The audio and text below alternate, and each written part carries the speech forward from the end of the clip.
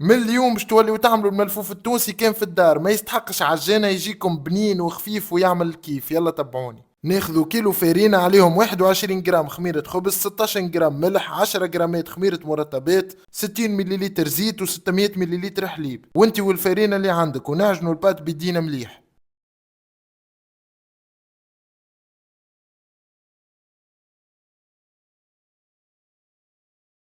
بعد نخليوها تخمر مدة ساعة.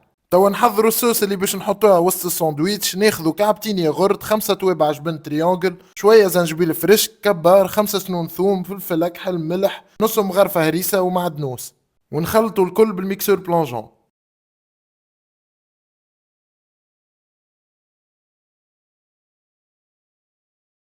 خمرة البات نشكلوا دي بول متاع 160 جرام. نحلوا البات جويدة، نحطوها على طاوة سخونة، وكي تبدا تحمر شوية نقلبوها، وديما نغطيو كل كعبة طيب باش ما تشعتش وتقعد ديما طرية. تو في وسط الملفوف نحطوا هريسة والصوص اللي حضرناها، نزيدوا شوية خس، طماطم، اسكالوب مشوي، شوية فريت وشوية بصل، ونسكروه مليح ونحطوها على الطاوة سخونة. وهكا نكون تحصلنا على أبن ملفوف خفيف ويعمل كيف. وما تنسوش تجربوه وتعطيوني رايكم في كومنتير.